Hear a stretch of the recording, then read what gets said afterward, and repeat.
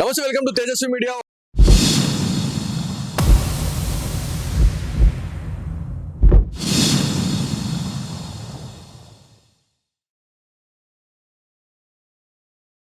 So Nanakram గూడలోని Wipro circle లో మనం ఉన్నాం. ఐబొమ్మ గురించి ఖచ్చితంగా మనం మాట్లాడుకోవాలా. ఐబొమ్మ బప్పం గురించి చాలా మంది పబ్లిక్ రియాక్షన్ అనేది సోషల్ మీడియాలో చాలా గట్టిగా వస్తా ఉంది. సో అరెస్ట్ చేయడం అనేది ఎంతవరకు కరెక్ట్, దాంతో పాటు సినిమా థియేటర్ లో రేట్స్ అనేది చాలా ఎక్కువగా పెట్టడం జరిగింది. సామాన్య ప్రజలు ఎవరు కూడా సినిమా థియేటర్ కి వెళ్ళి వాళ్ళు చూడలేని పరిస్థితిలో ఉన్నారు. సో ఎవరైతే ఈ ఇమ్మడి రవి గురించి మాట్లాడుకుంటే ఆయన పైరసీ చేసి ఉండొచ్చు, కానీ పబ్లిక్ ని ఉద్దేశించి చాలా మంచి పని చేసిండు అని చాలా మంది చెప్తా ఉన్నారు. ఖచ్చితంగా పబ్లిక్ రియాక్షన్ అనేది మనం చూడాలా. ఇక్కడ కొంతమంది బ్రదర్స్ ఉన్నారు, వారితో మాట్లాడదాం. భయ్యా, ఏం పేరు మీ పేరు? అంజనేయులు. అంజనేయులు. ఐబొమ్మ గురించి నీకేమైనా తెలుసా? తెలుసమ్మా. చూసావా నువ్వు? ఐబొమ్మలో సినిమాలు చూసావా? చూసాను. ఓకే. సో ఇప్పుడు ఐబొమ్మని బ్యాన్ చేయడం జరిగింది, క్లోజ్ చేసేసారు సైట్ ని. ఇమ్మడి రవిని అరెస్ట్ చేశారు. సో మీరు ఏం చెప్పాలనుకుంటున్నారు దీని గురించి? అతను చేసింది మంచా చెడా? మంచిగా చేసిండు కదా పేద ప్రజలు చూడడానికి. వీలైతుంది కదా థియేటర్ కి వెళ్ళే వరకు ఫోన్ లో డౌన్లోడ్ చేసుకుని చూడొచ్చు కదా. ఫోన్ లో డౌన్లోడ్ చేసుకుని చూసే వాళ్ళకైతే మంచిగా ఉంటుంది కదా. అందరూ థియేటర్ కి వెళ్ళి పైసలు వెళ్ళారు. అంటే ఇంతకు ముందు సినిమా థియేటర్ కి వెళ్ళాలంటే చాలా మంది వెళ్తా ఉంటుండే, సామాన్య ప్రజలు కూడా వెళ్తా ఉంటుండే. రేట్స్ అనేది అప్పుడు ఎలా ఉన్నాయి, ఇప్పుడు ఎలా ఉన్నాయి? ఇప్పుడు రేట్లకు బట్టి పేదవాళ్ళు వెళ్ళాడంటే కష్టం కదా. ఇప్పుడు మనము పేదవాళ్ళు డౌన్లోడ్ చేసుకొని చూడొచ్చు కదా ఫోన్ లోనే.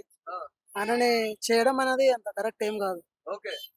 అంజనేయులు, అంటే నువ్వు ఇంతకు ముందు వెళ్ళినప్పుడు సినిమా థియేటర్ లో రేట్స్ ఎలా ఉన్నాయి, ఇప్పుడు ఎలా ఉన్నాయి? ఇప్పుడు మేము వెళ్ళినప్పుడు అప్పుడు 90 రూపాయలు 80 రూపాయలు ఉండే. ఇప్పుడు 250 300 ఉంది ఒక రేటు. సో ఒక ఫ్యామిలీ మధ్యతరగతి కుటుంబం వాళ్ళు ఒక 4-5 వెళ్ళి సినిమా చూడొచ్చు అంటారా? వేలు ఖర్చు అవుతా ఉన్నాయి. సో దీని గురించి వెళ్ళి చూడాలంటే ఇప్పుడు అంత డబ్బు పెట్టుకొని ఎవరు వెళ్తలేరు కదా. సామాన్య ప్రజలు డౌన్లోడ్ చేసుకొని ఇంట్లో కూర్చొని ఏదో కనెక్ట్ చేసుకొని టీవీ కనెక్ట్ చేసుకుని అయినా చూడొచ్చు. దాన్ని బ్యాన్ చేయడం వల్ల ఇప్పుడు నాకు మంచి జరగలేదు కదా. రిలీజ్ చేయడం అనేది మేలు అనుకుంటాను. సో ఇక్కడ ఇంకొక విషయం ఏంటంటే, సినిమా థియేటర్ లోకి వెళ్ళిన తర్వాత రేట్స్ పెంచడం అనేది ఒక ఎత్తు, లోపలికి వెళ్ళిన తర్వాత వాటర్ బాటిల్ కావచ్చు, కూల్ డ్రింక్ కావచ్చు, పాప్కార్న్, అది ఆ రేట్స్ అనేది ఎలా ఉంటది అంజనేయులు? బయట దాన్ని బట్టి దాంట్లో ఇప్పుడు బయట 20 రూపీస్ అంటే 50 రూపీస్ ఉంటది. పాప్కార్న్ చూసినాము, అన్ని తిని వెళ్ళాడ చూసినాం కదా. దాన్ని బట్టి దీంట్లోనే బెటర్, ఐబొమ్మలోనే బెటర్. సో అంటే ఇప్పుడు మీరు ఎప్పుడైనా క్వశ్చన్ చేశారా? ఇంత రేట్స్ అనేది డబుల్ త్రిబుల్ వేసేస్తా ఉన్నారు, అంటే చూడడానికి వచ్చే వాళ్ళు కూడా భయపడతా ఉన్నారు సినిమా థియేటర్ లో. క్వశ్చన్ అంటే ఎవరిని చేయలే, మనకు వాళ్ళు ఎంత పెడితే మనం పోయి చూడాల్సి వస్తుంది. ఇప్పుడు దీన్ని బట్టి మనము ఐబొమ్మ డౌన్ చేసుకున్నాం అనుకో, మనకు జర తక్కువ కోసం. కానీ పేద ప్రజలు ఎవరు వెళ్లకుండా ఇంట్లో కనెక్ట్ చేసుకుని టీవీలో ఇప్పుడు ఎక్కువ చూస్తున్నాం ఐబొమ్మ. బ్యాన్ అయింది కదా, దాని వల్ల ఆయన రిలీజ్ చేస్తేనే మేలు. చాలా ఇబ్బందిగా ఉందా? ఓకే. ఎందుకంటే సినిమాలు చూడాలంటే మేము ఐబొమ్మలో చూస్తాం. మేము ఇప్పుడు ఐబొమ్మ లేదు కదా. జియో హాట్స్టార్, ఈ హాట్స్టార్, సోనీ అన్ని రీఛార్జ్ చేసుకొని చూసుకోవాల్సి వస్తుంది. చాలా ఇబ్బంది అవుతుంది. మేము వచ్చే రోజుకి సంపాదించే అమౌంట్ సినిమా పోయి థియేటర్ లో పోయి సినిమా చూడాలంటే, బెనిఫిట్ షో చూడాలంటే 2000-3000 ఉంది. ఐబొమ్మలో అయితే 5 days లో ఐబొమ్మలో వచ్చేస్తుంది కదా, చూడొచ్చు మంచిగా ఎంజాయ్. ఇంట్లో కూర్చొని చూస్తున్నాం కదా మేము. అంటే సిపి సర్జనర్ గారు ఒక మాట ఏమంటున్నారంటే, పైరసీ చేయకూడదు, అంటే దొంగతనంగా వచ్చినటువంటి వస్తువు ఏది కూడా మనం వాడకూడదు అని వాళ్ళు చెప్తా ఉన్నారు. సో పైరసీ చేశారు.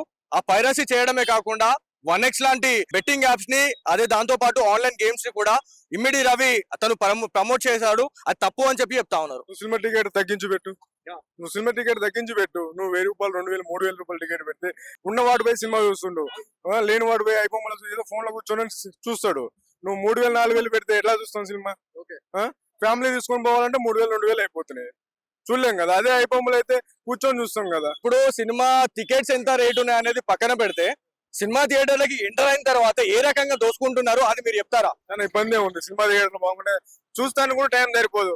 పబ్లిక్ అలచడం, బెనిఫిషియర్ పోవడం, జనాలు పబ్లిక్, అదొక కామన్. ఐబొమ్మ ఉండడం మంచిదే కాదండి, కాకపోతే చూడొచ్చు సినిమాలు. చాలా మంది పబ్లిక్ తో మేము మాట్లాడినప్పుడు వాళ్ళు ఏమంటా ఉన్నారంటే, లోపల వాటర్ బాటిల్ తీసుకుందామన్నా కూడా 20 రూపీస్ బాటిల్ 50 రూపీస్ 100 రూపీస్ అమ్ముతా ఉన్నారు. కూల్ డ్రింక్స్ కూడా చిన్న పాప్కార్న్ 250 పైనే ఉంటది.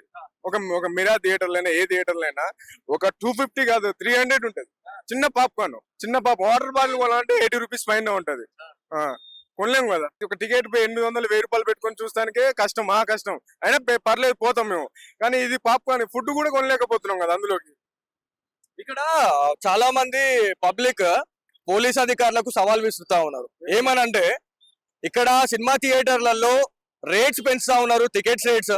దాంతో పాటు ఈ రకంగా దోచుకుంటా ఉన్నారు, పాప్కార్న్ కావచ్చు, లేకపోతే దాని గురించి. సో వాటి గురించి ఎందుకు క్వశ్చన్ చేయట్లేదు పోలీస్ ఆఫీసర్ గా మీరు కూడా, ప్రతి ఒక్కటి కూడా అని చెప్పేసి అంటా ఉన్నారు. ఆ విషయం వాళ్ళకు తెలియదా? తెలుసు, కానీ క్వశ్చన్ చేయరు కదా. ఇప్పుడు సినిమా టికెట్లు బెనిఫిషియర్ రేట్లు పెంచారా? పెంచుతూనే ఉన్నారు కదా. ఆ రోజు తెలంగాణలో వచ్చినప్పుడు బెనిఫిషియర్ లేవు అన్నారు, మళ్ళీ బెనిఫిషియర్ వేసిరు. టికెట్ రేట్లు పెంచుతూనే ఉన్నారు. మన ఓజీకి పెంచలేదా? ప్రతి ఒక్కదాన్ని పెంచుతూనే ఉన్నారు, అవునా కదా? మన ఓజీకి పెంచారు, ప్రతి ఒక్కదానికి సినిమా టికెట్ రేట్లు పెంచుతూనే ఉన్నారు కదా. నేను కాలేజ్ పోయినప్పుడు 20 రూపీస్ 30 రూపీస్ ఉంది. వాస్తవం అది. 30 రూపీస్ 20 రూపీస్ 50 రూపాయలు లేదు. ఇప్పుడు ఎంత అనుకున్నాం? 10 days తర్వాత పోతేనే 170 200 ఉంటది. నీకు ఆ రోజే చూడాలనుకుంటే బెనిఫిషియర్ చూడాలంటే 2000 3000 ఉంటది. 1000 రూపాయలు ఉంటుంది మినిమం. అదే ఐబొమ్మ అనుకో, ఒకటి 5 days దాకా ఐబొమ్మ వస్తే చూసుకోవచ్చు. సో ఇప్పుడు ఇమ్మిడి రవిని అయితే అరెస్ట్ చేశారు. దాదాపు అతని దగ్గర 20,000కు పైగా సినిమాలు ఉన్నాయని చెప్పి చెప్తా ఉన్నారు. సో టికెట్ తగ్గించు, ఐబొమ్మలు ఎందుకు చూస్తాడు వాడు? ఇప్పుడు నువ్వు సినిమా టికెట్ తగ్గించినావు అనుకో, సినిమా టికెట్ రేట్ తగ్గించు, ఐబొమ్మలు ఎందుకు చూస్తాడు వాడు? ఇప్పుడు నేను సపోజ్గా కార్ తోలుకుంటా, 2000 రూపాయలు సంపాదించుకుంటున్నా. ఒక టికెట్ 1000 రూపాయలు పెట్టి కొంత ఫ్యామిలీ ఎలా పోయి ఇచ్చాలి నేను? ఇక్కడ కొంతమందితోనే మేము ఒక వీడియో చూడడం జరిగింది, సోషల్ మీడియాలో ఒక వీడియో వైరల్ అవుతా ఉంది. ఎవరైతే ఇట్లాంటి పనులకు పాల్పడే వాళ్ళు ఎవరైతే ఉన్నారో వాళ్ళని ఎన్కౌంటర్ చేసి పడేయాలని ఒక మహానుభావుడు చెప్తా ఉన్నాడు. ఇక్కడ ఎన్కౌంటర్ చేసి పడేయాల ఇమ్మడి రవిని అని చెప్పేసి ఒక సినిమా ఇండస్ట్రీలోని ఒక ప్రముఖుడు అన్నారు అని చెప్పేసి మనం వింటున్నాం.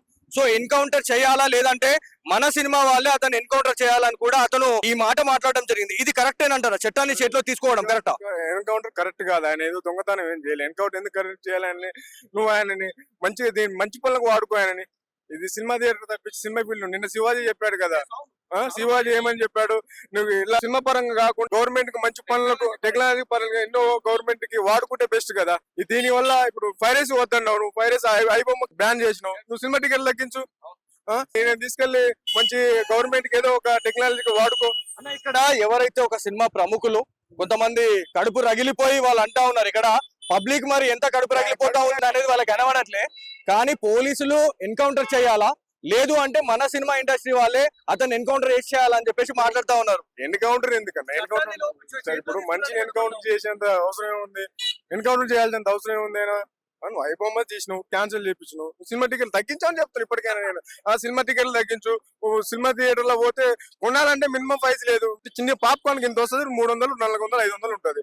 వాటర్ బాటిల్ 70 రూపాయలు 100 రూపాయలు ఉంటుంది. మల్టీప్లేస్ థియేటర్ లో పోయి చూడేంత రేంజ్ కూడా లేదు ఇప్పుడు. 800 టికెట్ 1000 రూపాయలు 1500 2000 రూపాయల టికెట్లు ఉన్న రోజులు ఉన్నాయి, ఇప్పుడు కూడా ఉన్నాయి. ఇప్పుడు లేవా? పాప్కార్న్ ఇప్పుడు మొన్న ఈ రోజు సినిమాకి వెళ్దాం, పాప్కార్న్ తిందామంటే 250 రూపాయలు ఉంటుంది మీరా థియేటర్ లో. థ్యాంక్ యూ అండి. సో ఇది మొత్తానికి పబ్లిక్ రియాక్షన్. అంటే ఐబొమ్మ బప్పం కి సంబంధించినటువంటి ప్రధాన నిందితుడు ఎవరైతే ఇమ్మిడి రవిని పోలీస్ అధికారులు అరెస్ట్ చేశారు. సో సైబరాబాద్ సిసిఎస్ అధికారులు ఇమ్మిడి రవిని అయితే పట్టుకున్నారని చెప్పేసి మనం మాట్లాడుతా ఉన్నాం. సో ఇక్కడ పబ్లిక్ రియాక్షన్ ఒకటే. పబ్లిక్ లో చాలా మంది ఒక పాజిటివ్ రెస్పాన్స్ అయితే వస్తా ఉంది. ఏ విషయం అని అంటే సినిమా థియేటర్ లోకి ఒకప్పుడు వెళ్ళి సినిమా చూసే పరిస్థితి ఉంటుండే, కానీ ఇప్పుడున్న నవేడేస్ లో ఒక్కొక్క క్యాండిడేట్ కి 300 రూపాయలకు పైగా సినిమా టికెట్ రేట్ అనేది ఉండడం ఒక మధ్యతరగతి కుటుంబం ఫ్యామిలీతోని వెళ్ళి చూడలేని పరిస్థితిలో ఉంది. సో ఎవరైతే ఇమ్మిడి రవి చేసినటువంటి ఏదైతే పని ఏదైతే ఉందో అది తప్పే కావచ్చు, కానీ సామాన్య ప్రజలకి చాలా మంది కూడా అది చేరువైంది అని చెప్పేసి పబ్లిక్ ఇవాళ చెప్తున్న పరిస్థితి ఉంది. అది చేయడం అతను తప్పే. కాకపోతే అంటే సామాన్యులకు మాత్రం సినిమా టికెట్లు సినిమా హాల్ పోయి చూసేంత పరిస్థితి లేదు. ఎందుకంటే 2 వారాలలో వాళ్ళే సినిమా రిలీజ్ చేస్తారు. వాళ్ళు ఇష్టం వచ్చినట్టు 800 900 టికెట్ పెంచేసుకుంటే ఒక ఫ్యామిలీ మిడిల్ నాలాంటి ఫ్యామిలీ ఓ ఫ్యామిలీ పోయి చూడాలంటే 2000. బయట ఫుడ్ అలౌడ్ లేదని ఓ వాటర్ బాటిల్ కూడా కొనుక్కోలేని పరిస్థితి. అక్కడ పోయినాక 2000 టికెట్కి అవుతాయి 4 మెంబర్కి పోతే.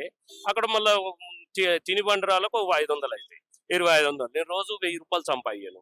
నా పరిస్థితికి వాళ్ళు సినీ ఫీల్డ్ వాళ్ళు చేసిన తప్పే ఇది. తప్పేదాం సినీ ఫీల్డ్ వాళ్ళే. ఇంతకుముందు ఎట్లా ఉండేది? టికెట్ సినిమా రిలీజ్ చేసినా అంటే సినిమా రైస్ లో 100 150 అంత లోపు ఉండేది.